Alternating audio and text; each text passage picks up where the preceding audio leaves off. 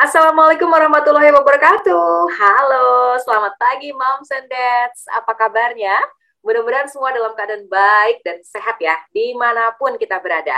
Senang sekali hari ini saya Indri bisa ketemu dengan mom and dad semuanya di hari Sabtu yang cerah ini di rumah saya di Depok, Jawa Barat. Cerah, gimana dengan di kota-kota lain? Boleh absen ya sekalian yang sudah hadir siapa aja nama-namanya. Boleh tulis di kolom chat ya. Jadi hari ini 1,5 jam ke depan kita akan bersama-sama mengikuti webinar yang kali ini diadakan oleh Anakku ID dan bekerja sama dengan Kurumi Home. Dan temanya hari ini, wah ini nih penting banget untuk kita ketahui sama-sama ya, moms and dad semuanya, adalah MPASI tepat, dukung tumbuh kembang optimal. Nah, karena kita semua juga masih dalam situasi pandemi seperti ini, tentu kita juga mengingatkan, jangan lupa untuk tetap menggunakan masker kalau harus keluar rumah, kemudian jangan lupa untuk rajin mencuci tangan dengan menggunakan sabun, kemudian juga mengurangi mobilitas ya, menghindari kerumunan, kalau nggak penting-penting amat, kita di rumah aja. Baik, sebelum kita mulai, saya juga mau menyapa teman-teman yang sudah hadir di sini. Ada Veronica di Jawa Barat, selamat pagi. Kemudian juga ada Mas Ayu. Ada Ayah, ini kayaknya Moms atau Dads ya. Nur Ahmad ada di Kota Batu, sudah hadir. Wow. Dari Bandung juga sudah hadir. Halo Mbak Indri, dari Solo, selamat pagi. Dari Singkawang juga udah hadir. Sambil menunggu teman-teman yang lain, ya saya juga mau mengingatkan kepada Moms and Dads semuanya, jangan lupa untuk mengganti nama yang tertera di Zoom-nya sesuai dengan nama lengkap di KTP-nya masing-masing. Karena ini untuk memudahkan kita semua untuk memverifikasi data nanti ya pada saat Moms and Dads akan memenangkan hadiah door prize di akhir acara nanti. Kemudian jangan lupa juga untuk mengisi form data diri, nanti teman-teman panitia akan membagikan linknya di kolom chat, tinggal diisi aja, diklik kemudian diisi data dirinya dan disubmit kembali. Dan juga pastikan mengikuti acara sampai dengan selesai karena nanti di akhir acara saya akan membagikan ada door prize dari Kurumi Home dan juga ada voucher belanja yang lumayan banget ya. Jadi pastikan moms and dad semuanya mengikuti acara sampai selesai karena siapa tahu beruntung. Tuh hadiahnya udah terpampang di layar juga ya. Kita bisa lihat sama-sama. Oke, nah hari ini saya juga mau mengajak salah satu narasumber kita yang sudah hadir di sini. Pagi ini bersama kita sudah ada dokter spesialis anak, konsultan nutrisi dan juga penyakit metabolik. Ada Dr. Koni Tanjung yang sudah bergabung. Selamat pagi Dokter Koni, apa Halo, kabar? baik, Indri, baik. Pagi semua. Baik, selamat Semangat pagi. ya. Iya, ini Baik, lagi baik. live dari mana nih dok? Dari rumah Dari sakit? rumah sakit, tetap menjalankan tugas seperti biasa ya. Ah, Tetap kita mesti semangat ngatasin iya. COVID nih ya. Tetap dengan prokes ya. Dokter Koni Betul. praktek di mana dan prakteknya setiap hari apa aja dok? Saya di Rumah Sakit Pantai Indah Kapuk setiap hari sih, dari jam 11 sampai jam 4. Oh, setiap hari pasti sering Oke. ketemu dengan Dokter Koni ini barangkali banyak juga pasiennya ya. Oke, Dokter Koni boleh sambil share screen, sambil saya juga mengingatkan ya kepada moms and dads yang hadir di sini, yang pengen bertanya soal topik kita hari ini pasti banyak pertanyaan deh. Saya juga punya pertanyaan buat Dokter Koni ya soal MPASI. Oke. Silahkan Ya. langsung aja tuliskan formatnya adalah nama, kemudian spasi domisilinya jangan lupa di mana, kemudian spasi pertanyaannya untuk Dokter Koni. Oke, ini kayaknya udah siap ya, slide presentasinya sudah Oke. terlihat juga. Waktu dan layar kami silakan Dokter Koni, nanti kita lanjut lagi di sesi tanya jawab ya. Ya, Silakan. oke, oke. Terima kasih Indri, terima kasih Mam Sandat. Selamat pagi. Pada kesempatan ini kita akan membahas satu topik yang tidak akan pernah ada habis-habisnya, tapi tentu dengan ada pembaruan-pembaruan dari berbagai pertanyaan yang menjadi satu kegalauan orang tua atau mau lebih meningkatkan kualitas dari MPASI itu seperti apa gitu ya, karena orang tua pasti akan memberikan yang terbaik untuk anaknya. Dan salah satu yang terbaik yang bisa diberikan adalah pemberian MPASI yang tepat dan berkualitas, yang tujuannya untuk mendukung tumbuh kembang yang optimal ini ya. Nah, kesempatan ini saya akan membagi pembicaraan saya menjadi 4 bab. Satu itu mengapa MPASI itu penting, ya ini pertanyaan yang menjadi dasar sekali. Kemudian bukan cuma pemberiannya, gimana monitoringnya ya. Jadi bagaimana tanda-tanda keberhasilannya, dan yang sekarang menjadi pertanyaan banyak orang dan belum banyak terjawab adalah pengaruh pengolahan makanan ya. Jadi manfaat pengolahan, pengaruh penggorengan, boleh nggak digoreng, boleh nggak direbus, air fryer, microwave, dan lain-lain. Jadi stay tune di situ, dan yang terakhir adalah frequently asked question dan tipsnya. Jadi bukan cuma teori, tapi tipsnya bagaimana ya. Nah, kita masuk aja ke bab 1 ya, mengapa MPASI ini penting.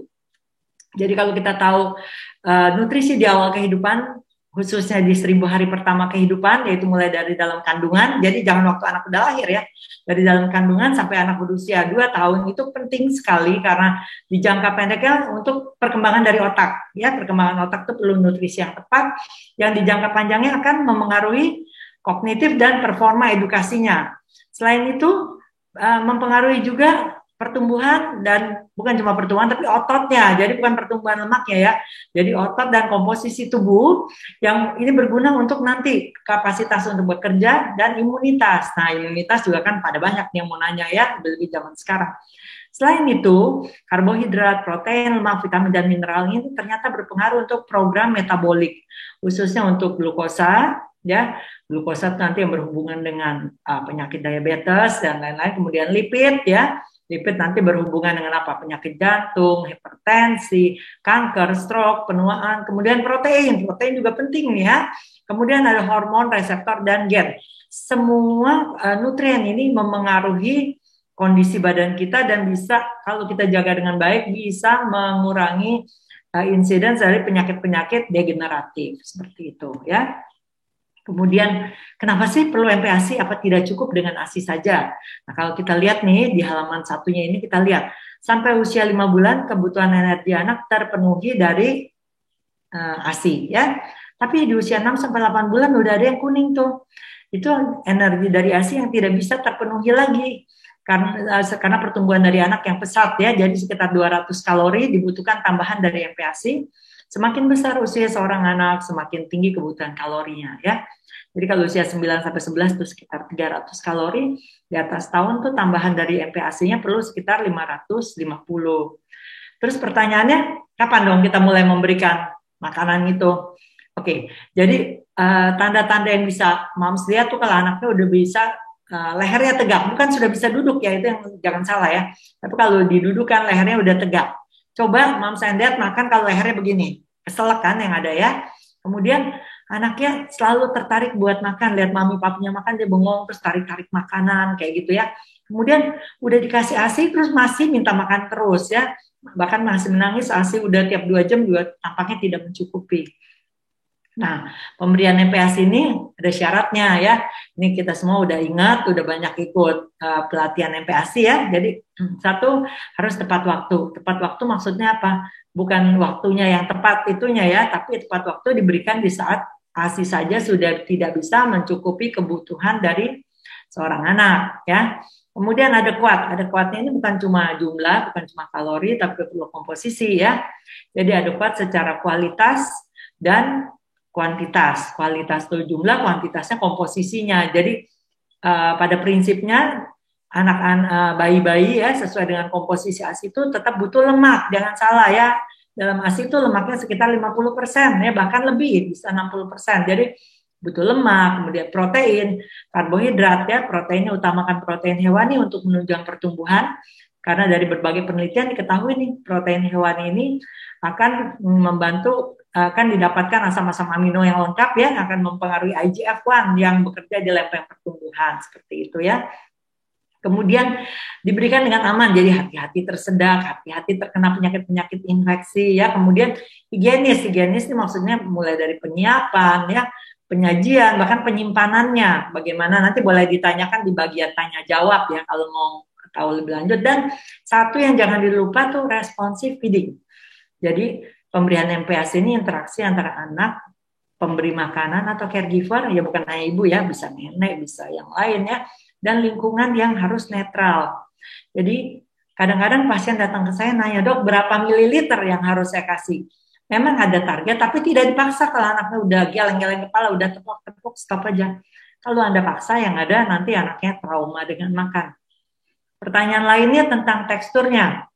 Tekstur MPASI. Jadi kalau kita lihat di sini, ini saya ambil dari buku MPASI 911 ya. Kita lihat di sini di usia 6 sampai 8 bulan tuh bentuk yang paling awal adalah puree. Kemudian kalau dia sudah makin terampil mengelola makanan boleh jadi bentuk yang mash ya. Kemudian usia 9 sampai 12 bulan tuh bentuknya udah dicincang-cincang halus, makin lama makin dikasarkan dan sudah boleh finger food. Pemberian MPASI ini juga ingat ya bahwa dia berhubungan juga dengan keterampilan motorik dari anak. Jadi kalau di usia 9 bulan kan anak sudah mulai bisa memegang dengan 2 jari ya, sehingga finger foodnya bisa dicoba untuk diberikan. Di atas setahun diberikan table food atau makanan keluarga. Jadi udah boleh makan seperti kita ya, tapi ada syarat-syaratnya lagi nanti. Oke, kita masuk ke MPASI yang 6 sampai 8 bulan ya. Jadi di sini MPASI awal diberikan cukup kental. Jadi belum terlalu bertekstur seperti itu ya. Cukup kental ini jangan terlalu encer. Kenapa? Karena nanti ada air liur yang membantu untuk melumatkan. Jadi walaupun belum ada gigi, kadang mami papinya nanya, belum ada giginya ya. Ada berbagai mekanisme tubuh yang membantu untuk mencerna makanan ini. Salah satunya ada air liur, kemudian rahang ya. Jadi bukan hanya gigi ya, tapi rahang ya terutama ya.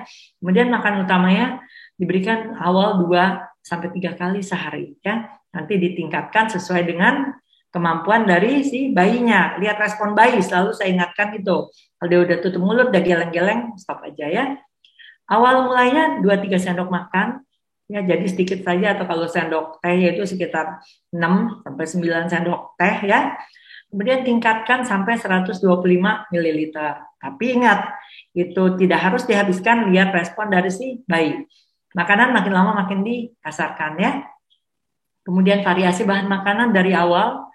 Kita ingat sudah tidak kita kenal 4 bintang ya, ingat ya 4 bintang itu sudah tidak ada. Yang penting makanannya ada ya, bentuknya bisa kita sebut kuadrat. Jadi ada asin di tengah-tengah, kemudian ada protein, utamakan protein hewani, kemudian ada lemak, karbohidrat, sayur dan buah diperkenalkan. Jadi bukan sayur dan buahnya harus banyak-banyak ya. Kenapa? Karena di situ kalori dari sayur dan buah itu hanya sedikit ya. Dan serat itu kadang-kadang menghambat penyerapan dari berbagai nutrien, tapi tetap harus diperkenalkan supaya nanti dia tidak anti dengan warna hijau, warna orange kayak gitu ya. Kemudian tetap boleh selingan, dan ingat nambahan lemak ya. Lemaknya bisa dari minyaknya berbagai minyak. Ada mams datang dengan minyak olive oil, mau minyak canola, minyak apa segala boleh, minyak kelapa ya, santan, mentega dan lain-lain, sambil terus melanjutkan pemberian MPASI ya. Ketetapan tentang MPASI 6 sampai 8 bulan ini juga sudah bisa dilihat di buku KIA yang terbaru. Jadi kalau buku KIA sebelumnya memang masih menunjukkan 4 bintang dan lain-lain, tapi yang dia terbaru hal ini udah tidak ada ya di buku KIA yang 2020. Oke, nah ini, jadi kadang pasien datang dengan yang namanya makan yang lunak, yang jangan terlalu encer tuh yang bagaimana? Ini contohnya. Jadi kalau dituang masih bisa jatuh tapi tidak mengucur kayak gitu ya. Kemudian yang MPASI 9 sampai 12 bulan nih. Nah, frekuensi udah makin meningkat. Jumlahnya juga bisa sekitar setengah sampai 3/4 mangkok bayi ya. Kemudian teksturnya tentu makin ditingkatkan. Jadi jangan halus-halus terus karena mau cepat selesai makannya seperti itu. Nanti kemampuan mengunyah yang tidak baik. Variasinya tetap ya, lemak dan ASI tetap dilanjutkan. Kalau yang untuk lebih dari 12 bulan makin kasar tentu ya, bisa makanan keluarga. Jadi makan utama 3 sampai 4 kali, jumlahnya makin meningkat, kemudian bentuknya juga sesuaikan dengan kemampuan dari si anak, tapi tetap perhatikan keamanan. Jadi jangan ngasih misalnya anggur bulat-bulat, kenapa? Bisa choking kayak gitu kan. Oke. Nah, setelah pemberian MPASI ini bukan hanya kita kasih makan, tapi kita perlu monitor. Jadi kalau Anda datang ke dokter, diukur berat badan, panjang badan, minta diplot, karena kita nggak tahu nih apa artinya dari pengukuran berat dan panjangnya ini kalau tidak ditaruh di kurvanya. Ya, kemudian selain itu lihat ada lingkar kepala juga minta diukur ya, kemudian ada indeks massa tubuh. Kurva apa yang dipakai hingga saat ini kita semua sepakat di bawah 5 tahun kita pakai kurva WHO, di atas 5 tahun boleh digunakan kurva dari CDC.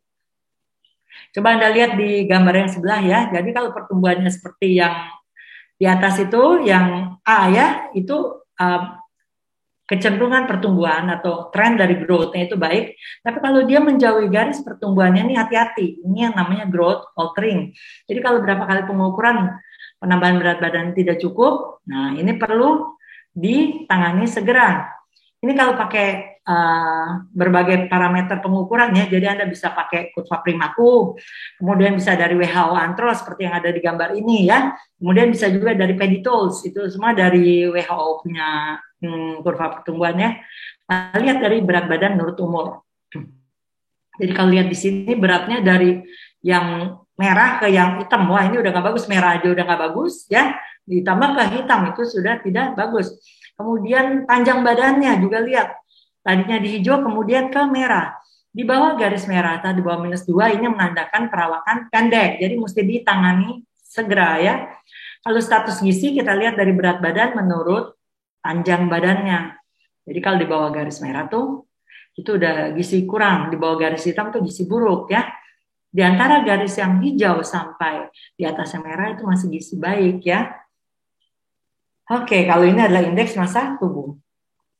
Nah, kadang kalau misalnya anaknya mengalami growth faltering atau pertumbuhannya stuck kayak gitu. Kemudian dokter memberi nasihat nih Bu, setelah dihitung-hitung tambahan kalori yang perlu dari anak ibu nih sekitar 200 kalori. Nah, ibunya bingung. 200 kalori itu seberapa ya? Ya, ada buku menu yang memang kami buat untuk mempermudah Moms and Dad untuk mengatasi masalah ini. Jadi di buku ini sudah ada perhitungan kalorinya, udah ada perhitungan lemak ya, karbohidrat, protein yang cukup atau tidak, dan berbagai vitamin atau DHA. Oke, jadi dari satu menu ini saja, nah 200 kalori itu terpenuhi seperti itu. Oke, kemudian pertanyaan lanjutan. Nanti kalau merasa terlalu cepat, mungkin boleh tanya di sesi tanya jawab ya. Oke, sekarang pertanyaan lanjutannya nih, pengaruh dari proses memasak. Oke, jadi makanan-makanan tuh bahan-bahan pangan seperti sayur, buah, daging, beras, semua tuh diolah. Gunanya apa sih? Pengolahan ini memberikan manfaat fisik dan kimiawi terhadap makanan. Jadi sehingga memudahkan untuk dikunyah. Jadi coba kalau kita makan berasnya susah ya, nggak mungkin kan itu mesti diolah jadi bubur apa, jadi nasi. Itu untuk mengunyah. Kemudian telur yang mentah, ya bisa sih dimakan, tapi kan satu ada bahayanya, kemungkinan ada kuman salmonella, dan ternyata proteinnya juga lebih mudah dicerna yang sudah dimasak ya. Jadi itu meningkatkan digestibilitas, kemudian memperbaiki nilai energi dan menambah kelezatan dari makanan tersebut. Ini ada berbagai proses memasak ya yang kita sering lakukan di rumah. Jadi umumnya direbus, ya kemudian digoreng dengan berbagai teknik, kemudian dipanggang ya, misalnya roti atau apa, kemudian dibakar ya. Nah ini akan menjadi pertanyaan semua. Kemudian penggunaan microwave boleh atau enggak sih? Dan ada satu lagi proses yang namanya diblansir seperti itu ya. Nah, ini kita diingatkan bahwa memasak dalam suhu yang amat tingginya berapa? Nanti akan saya bahas ya. Itu akan memudahkan pembentukan dari senyawa kimia. Senyawa-senyawa kimia misalnya akrilamid, kemudian heterosiklik amin ya, kemudian polisiklik aromatik hidrokarbon dan lain-lain yang berpengaruh buruk terhadap kesehatan, utamanya bisa menimbulkan kanker, kemudian mempermudah terjadinya penyakit-penyakit degeneratif seperti kencing manis, hipertensi, dan lain-lain. Nah, ini pengaruh proses pengolahan makanan. Satu dengan direbus, jadi ada dari satu penelitian ya, diambil sebagai contoh adalah telur. Kadang kita bilang, oh telur yang mentah tuh bagus. Ternyata enggak, kalau telur itu sudah direbus, ya ternyata nilai digestinya itu lebih bagus ya. Jadi proteinnya lebih mudah untuk diserap. Sehingga nilai proteinnya ya itu egg white protein ininya akan lebih mudah untuk diserap. Jadi meningkatkan nilai gizinya. Oke. Kemudian ini nih satu nih, barbecue katanya ya, tentu bukan buat anak bayi ya, tapi misalnya anak-anak yang lebih besar.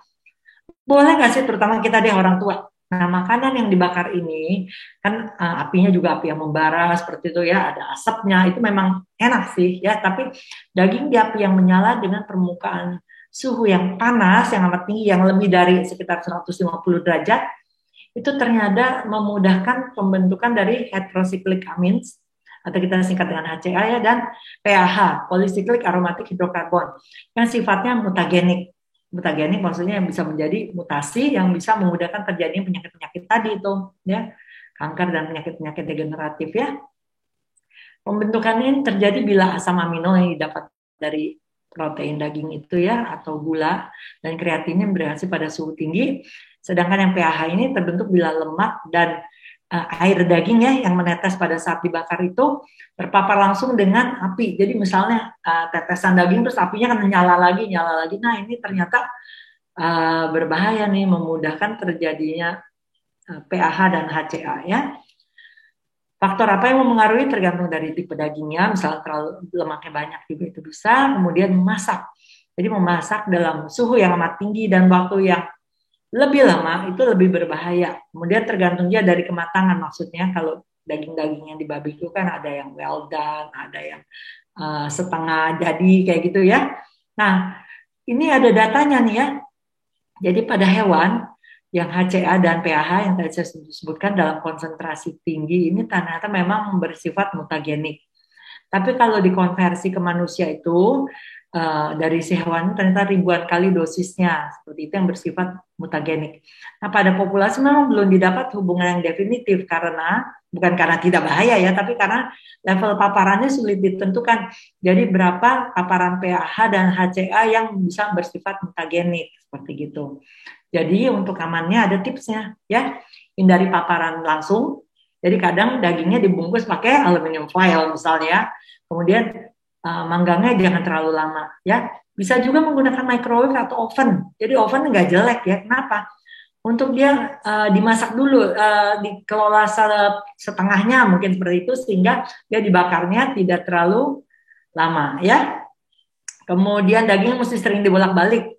Bagian yang angus sih jangan disayang-sayang, ya mesti dibuang. Kemudian usahakan tidak menggunakan tetesan daging yang jatuh itu tadi, walaupun enak sih ya, tapi itu sebaiknya tidak digunakan. Nah, microwave.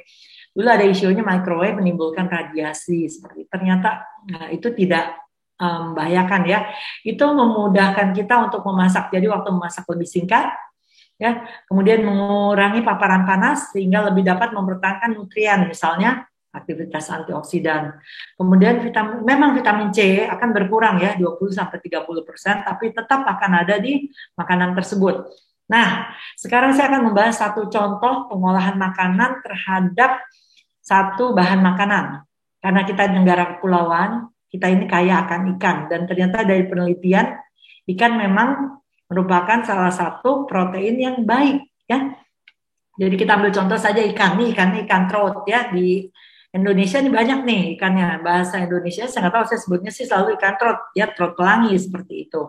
Nah, bagaimana pengaruh dari uh, pengolahan makanan? Jadi misalnya di compare di sini antara yang mentah, kemudian dipanggang ya, di bake ya, kemudian direbus, di microwave atau digoreng. Nah, dari segi kelembapannya memang semakin ke bawah ya, jadi semakin digoreng terus semakin moisture-nya, kelembapannya berkurang ya.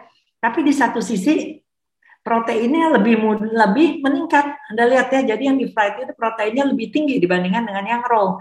Kenapa? Tadi kan ada masalah digestibilitas, jadi kemampuan untuk lebih terolahnya dan lain-lainnya lebih tinggi ya.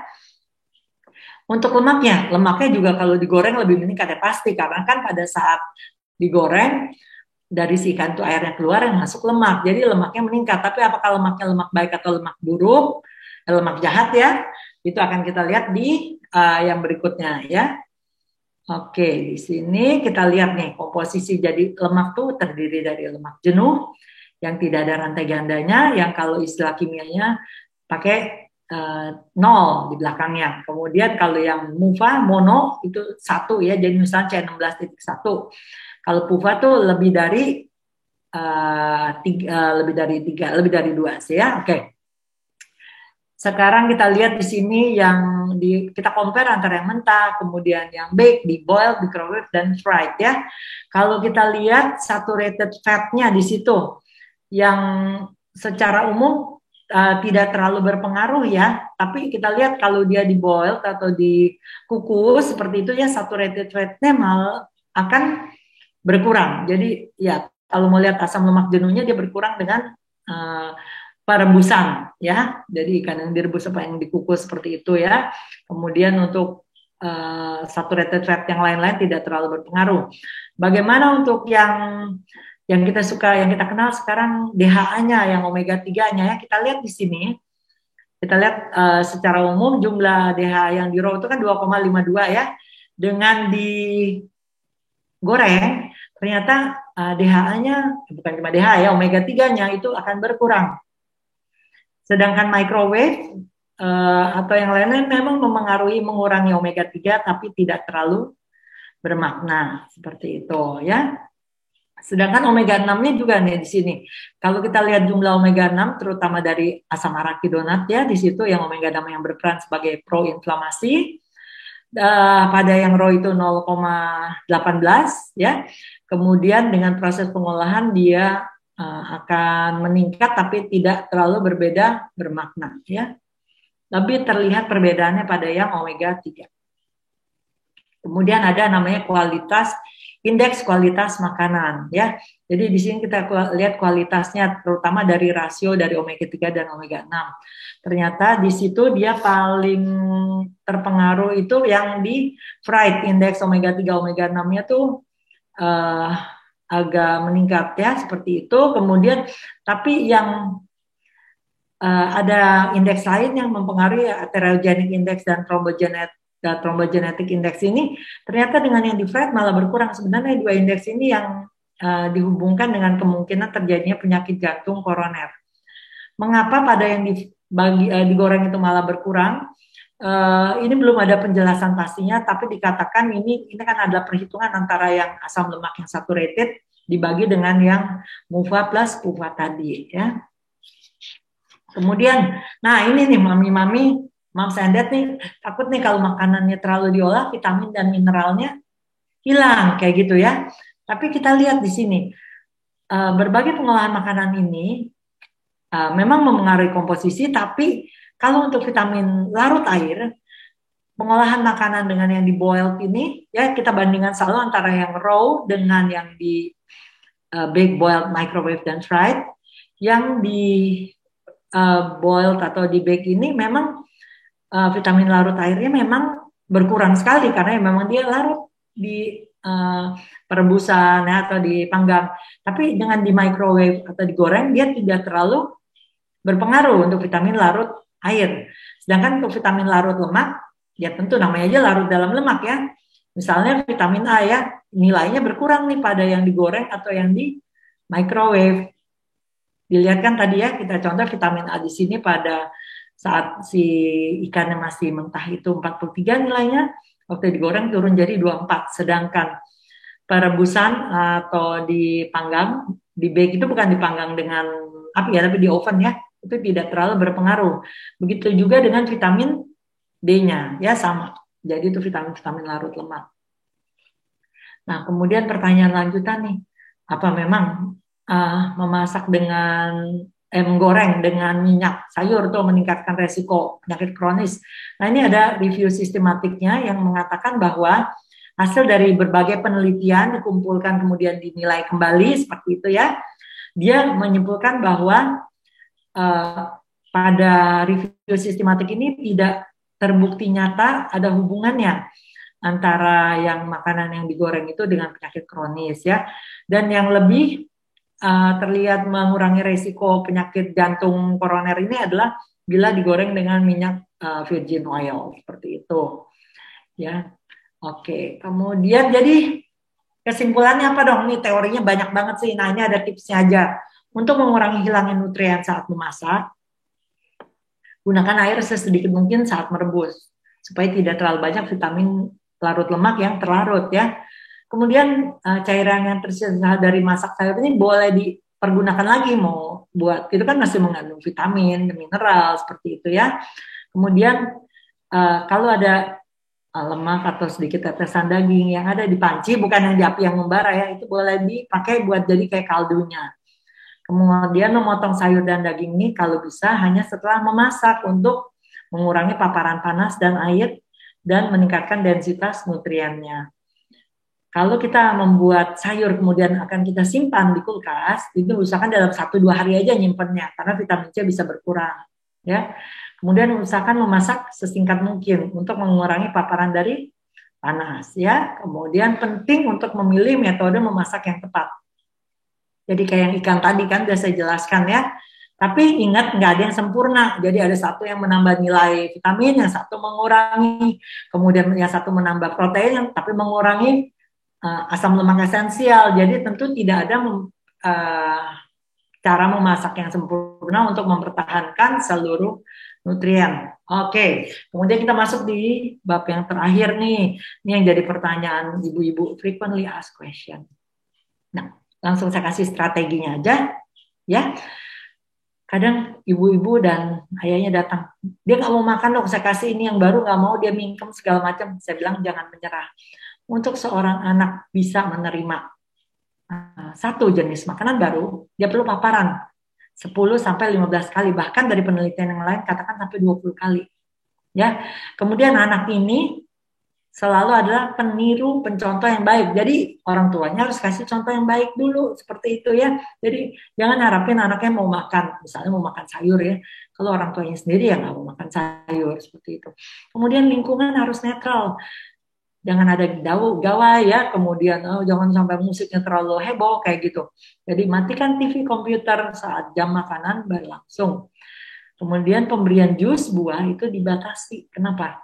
Karena dia terlalu tinggi nilai gulanya, itu bisa mengakibatkan karies, kemudian bisa juga nanti jadi obesitas kalau kalorinya berlebihannya. Perkenalkan berbagai pilihan rasa. Jadi jangan makannya itu aja, nanti jadi picky. Terus tetap ada selingan sehat ya. Waktu makannya ingat, bukan hanya buat makan, tapi dia interaksi dan membangun kepercayaan antara pemberi makan dan si anak. Jadi jangan makan sambil ditipu-tipu. Misalnya nih anak suka makan sesuatu, itu dikasih diselingi dengan makanan lain. Lama-lama, awal-awal anaknya mau, tapi lama-lama dia tahu dia ditipu ya. Jangan paksa anak untuk makan. Kemudian yang lainnya, kita di sini hal-hal yang saya ingatkan kembali. Protein, utamakan protein hewani, protein nabati bisa diberikan untuk sebagai variasi rasa ya. Kemudian telur, daging ikan diberikan dalam keadaan yang benar-benar matang. Minyak, mentega, santan bisa digunakan untuk penambah kalori. Kemudian madu gimana dok? Boleh di atas usia setahun ya. Kemudian perhatikan kebersihan tangan dan peralatan dalam mempersiapkan MPASI. Talenannya antara yang matang dengan talenan waktu mengolah makanan kita itu mesti dipisahkan dan selalu cuci tangan. Jadi bukan hanya karena COVID kita cuci tangan, tapi pada saat mau mempersiapkan makanan, mau memberikan makan, tetap harus cuci tangan. Ya. Nah, kemudian ada pertanyaan lagi, ini garam, gula, micin, dan satu yang baru, trans fat. Gimana jawabannya? Gula dalam bentuk free sugar untuk anak-anak di bawah 2 tahun ini dibatasi sekali. Kalau dulu WHO bilang 10, kurang dari 10%, sekarang bahkan kurang dari 5% dari total kalori. Ini gulanya bukan yang gula yang ada memang di makanan, ya, tapi gula yang dalam bentuk free sugar, jadi gula tambahan ya. Oke, jadi misalnya anak 12 bulan, kalorinya sekitar 1000, 5% dari kalori itu 50 kalori. Kalau dibagi, jadi sekitar 12,5 gram. 12,5 gram itu segimana sih dok? Nah, 12,5 gram tuh 1 sendok makan gula pasir. Oke, ya. Kemudian garam, boleh nggak? Boleh tapi sedikit aja. Ada jumlahnya ya, kurang dari 1 gram. Kalau di atas setahun kurang dari 2 gram kayak gitu ya. Kemudian ini gimana di-nya? Jadi kalau kurang dari 1 gram itu sekitar, kalau 1 sendok teh aja tuh sekitar 6 gram ya. Jadi kalau kurang dari 1 gram tuh 1/6 sendok teh. Oke. Kecepatan nggak? Nanti ya kita bahas. Nah, micin gimana? Micin ini dari FDA sendiri, Food Drug Administration ya, dianggap sesuatu yang dianggap aman. Ya walaupun memang ada orang-orang yang sensitif. Jadi kalau makan micin kebanyakan dia rasa tenggorokannya kering, kerongkongannya kering ya, atau pusing. Atau migrain. Saya juga termasuk tuh kalau micin terlalu banyak kepala bisa puyeng ya. Tapi sebenarnya glutamat ini ada juga di protein, dia satu jenis protein, jadi bisa didapat langsung dari makanan, misalnya daging itu setelah diolah kan ada gurihnya juga, itu juga glutamat ya, jadi bukan hanya yang ditambahkan ya. Oke, nah satu yang baru dan kita mesti lihat di kemasan adalah tentang trans fat. Ini lemak yang memang sifatnya buruk ya, tapi ada 2. Trans fat ini ada 2 sumbernya. Yang alamiah ini malah tidak terlalu berpengaruh buruk untuk kesehatan. Ya, misalnya conjugated linoleic acid. Tapi yang artificial, yang dibuat di pabrik industri atau kita kenal dengan industrial trans fat, ini dari penelitian memang berpengaruh buruk. Jadi sebaiknya dihindari atau direstrik. Ya, oke. Sebagai kesimpulan ya, MPASI dia harus diberikan tepat waktu, adekuat, aman dan higienis ya. Kemudian selalu bersifat responsif. Perlu pemantauan pertumbuhan dan perkembangan secara teratur. Jadi bukan hanya diberi makan, tapi pantau keberhasilan dari pemberian MPASI itu ya. Proses pengolahan makanan akan memengaruhi komposisi nutrien. Dan satu yang selalu saya ingatkan, jangan mudah menyerah saat pemberian MPASI. Oke, mungkin sampai situ dulu Indri. Saya kembalikan ke Indri lagi. Oke, Dokter Koni, siap. Wah, materinya udah lengkap. Sekarang kita langsung ke tanya jawab ya, karena udah banyak yang nanya nih, Dok. Iya, aduh, yang lanjut banget banget. Iya,